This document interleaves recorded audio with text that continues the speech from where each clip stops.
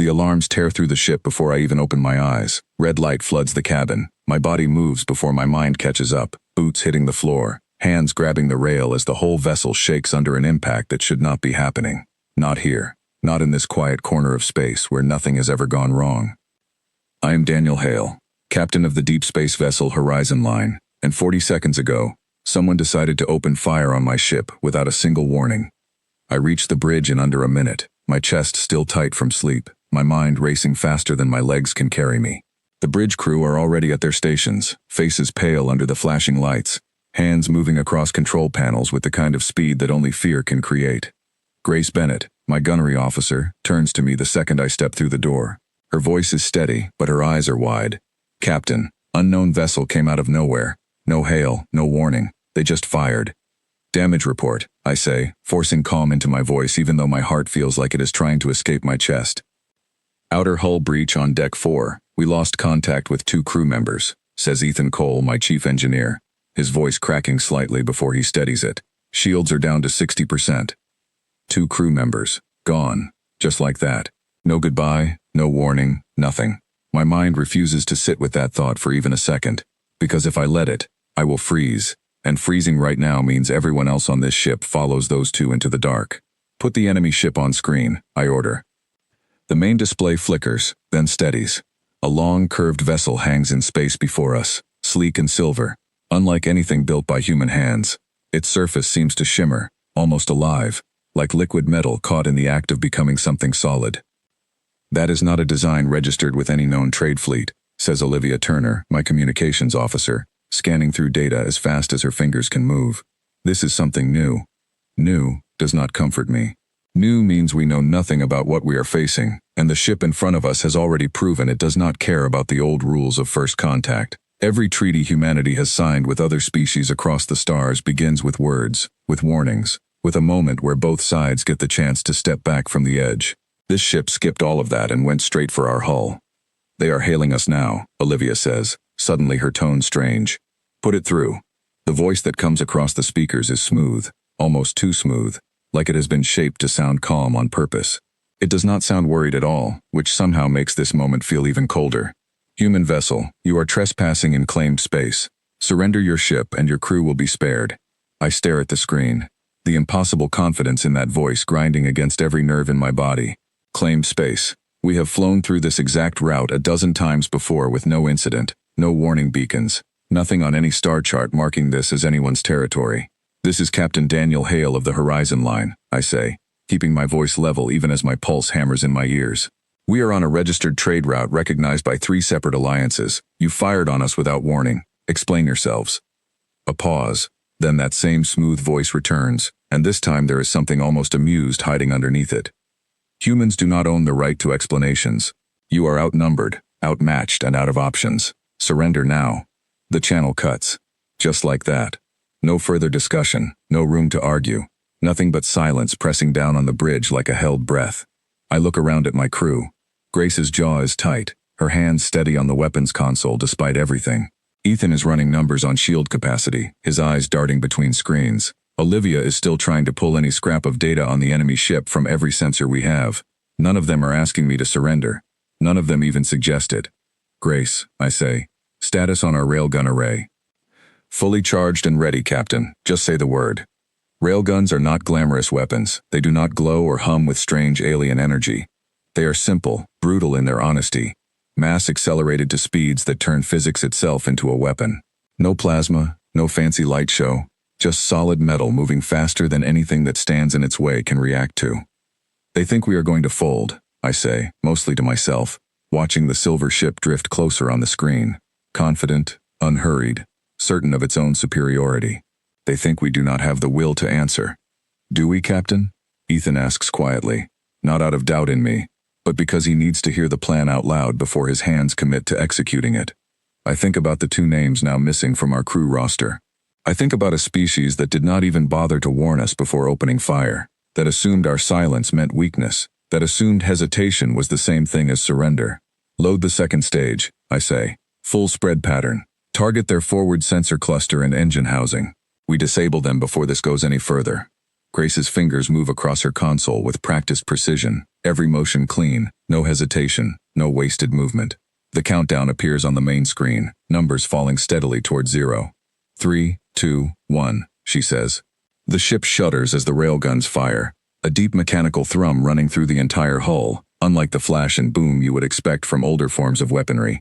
Out in the vacuum, the slugs streak forward, invisible until they strike, closing the distance in the space of a single held breath. The enemy vessel takes the impact along its bow, a burst of debris scattering outward as their forward sensors go dark. On the bridge, nobody cheers, nobody celebrates.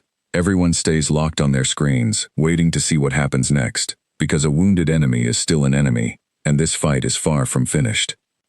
Their engines are compensating, Olivia calls out, watching the readings shift. They are trying to reposition for another attack angle. Second volley, I order. Target their weapon ports before they can line up another shot.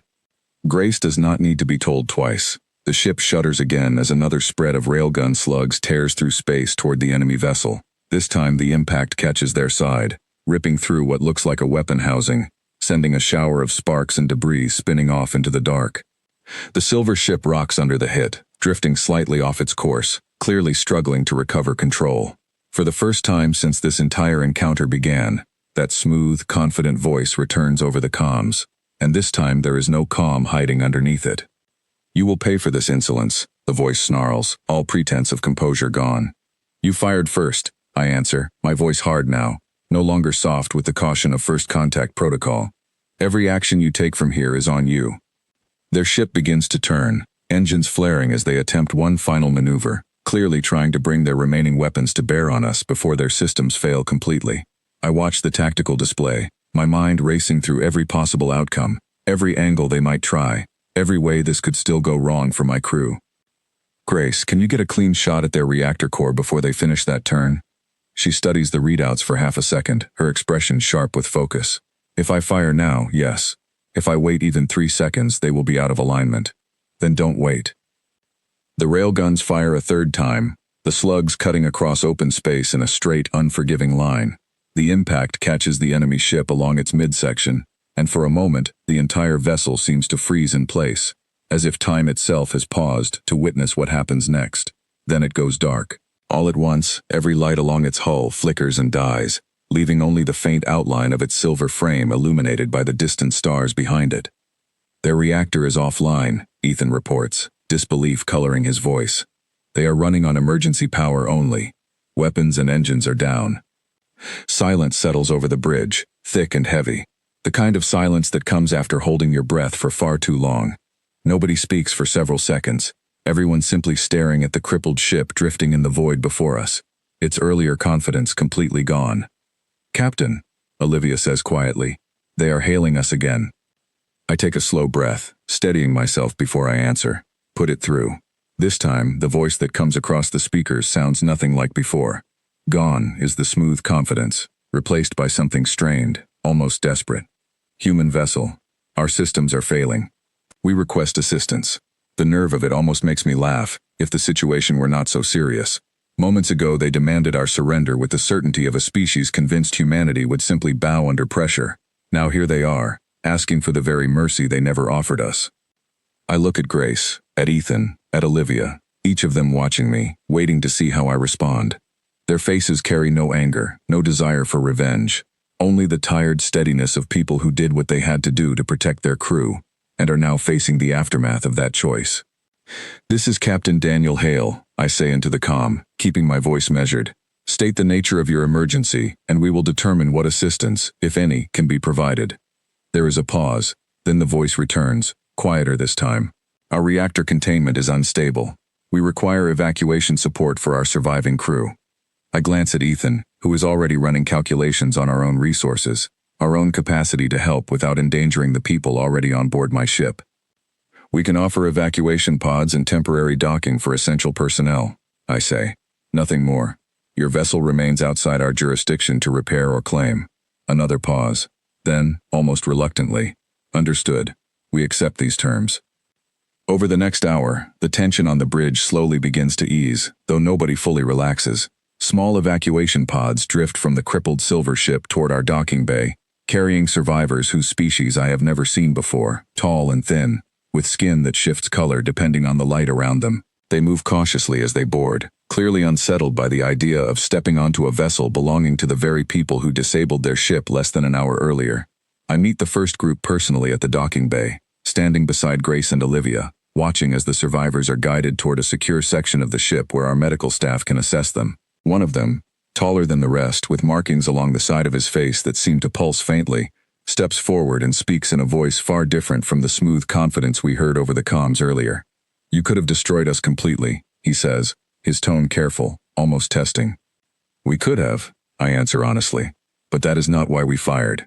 We fired because you gave us no other choice, and we stopped once you no longer posed a threat." He studies me for a long moment, his expression unreadable, given how unfamiliar his features are to me. "Your species reacts quickly to provocation." "Only when provoked," I reply. "We do not seek conflict, but we do not run from it either, especially not after losing 2 of our own without warning or reason." Something in his posture shifts slightly at that, though I cannot tell if it is guilt or simple acknowledgement. "That was not sanctioned by our command structure. The vessel that attacked you was operating outside official protocol, seeking to claim territory through unauthorized aggression." The revelation settles over me slowly, a strange mixture of relief and frustration. Relief that this was not some declaration of war between our species. Frustration that 2 members of my crew still paid the price for one commander's reckless decision. "That does not change what happened," I say quietly, "but I appreciate you telling me the truth." Over the following hours, more details emerge as our medical team tends to the survivors and our engineers work alongside a few of their surviving technical staff to stabilize what remains of their ship's systems enough to prevent a catastrophic failure. The captain of the enemy vessel, it turns out, acted alone, driven by ambition rather than any official order, hoping to claim credit for expanding his people's territory before anyone above him could object. Grace finds me in the observation deck later that evening, staring out at the stars, the silver ship now barely visible in the distance as it awaits a proper rescue vessel from its own people. "You did the right thing, Captain," she says quietly, standing beside me. "I know," I answer, though the weight in my chest does not lift entirely, "but it still cost us 2 people who deserved better than a fight they never asked for." "They would have understood," Grace says. "We do not choose when danger finds us. We only choose how we respond to it." I nod slowly, letting her words settle into place beside the ache that has not left since the alarms first tore through my sleep hours earlier. Losing crew members never becomes easy, no matter how many times duty forces you to carry on despite the loss.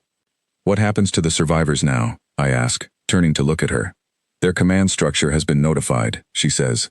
"A proper rescue vessel is already on its way. We should be clear of this system by morning, once their people arrive to take over." "And the ship that attacked us?" "Disabled beyond immediate repair," Grace answers. "Their engineers confirmed it themselves. It will need to be towed back to their nearest station for a complete overhaul." I let out a slow breath, watching the stars stretch endlessly beyond the viewport, indifferent to everything that happened here today. Space does not care about the battles fought within it, the lives lost, the lines drawn between species trying to understand one another across the vast unknown. "Ethan mentioned something earlier," Grace continues after a moment, "about how this might change how other species view us going forward." "What do you mean?" "Word travels fast out here, Captain. A single unauthorized ship attacked us without warning, and within a matter of hours, we disabled it completely and still chose to offer assistance to their survivors. That story will spread." I consider her words carefully, understanding the deeper implication behind them. Humanity's reputation across the stars has always been complicated, seen by some as too cautious, by others as unpredictable, by still others as simply not worth taking seriously, compared to older, more established species with centuries of advanced technology behind them. "Maybe it is time people understood exactly who they are dealing with," I say finally. "Not through aggression, but through the simple fact that we do not back down when threatened, and we do not abandon mercy once the threat is gone." Grace smiles slightly at that, the first real smile I have seen from her since this entire encounter began. "That sounds like something worth being known for, Captain." The following morning, as promised, a rescue vessel from the survivors' home fleet arrives, larger and more advanced than the ship that attacked us, though noticeably more cautious in its approach. Their leadership contacts us directly, offering formal apologies for the unauthorized aggression and gratitude for the care shown toward their surviving crew members. I stand on the bridge as the final evacuation transfers take place, watching the tall, thin figures board their rescue vessel, each one pausing briefly to look back toward the horizon line before continuing on their way. The one with the pulsing markings along his face is the last to leave, stopping at the docking bay entrance to address me directly. "Captain Hale," he says, his voice steady now, carrying none of the earlier uncertainty. "My people will remember this, not the attack, but what came after it." "That is all I could ask for," I reply. He nods once, then turns and disappears through the docking corridor, leaving the horizon line quiet once more, the emergency lights long since replaced with the steady, calm glow of normal operations. Later, alone in my quarters, I finally allow myself a moment to process everything that happened since those alarms first pulled me from sleep.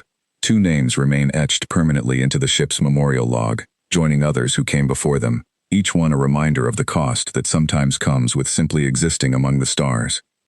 I think about Grace's words from earlier, about how this story might spread, about how other species might reconsider their assumptions about humanity based on what happened here. Perhaps that matters, perhaps it does not. What matters more, at least to me, is that when the moment came, when there was no time to hesitate, my crew responded with steady hands and clear minds, defending what needed defending, without losing sight of who we are, once the immediate danger passed. Outside my window, the stars continue their endless drift, indifferent to everything that unfolded in this small corner of space. Tomorrow we will continue our journey, carrying with us both the weight of what we lost and the quiet knowledge that we did not fail those still standing beside us. The horizon line moves forward, engines humming steadily beneath the hull, carrying its crew deeper into the unknown, ready for whatever waits next among the stars, but never again mistaken for a ship that will simply fold under pressure. Some lessons, it seems, only need to be taught once.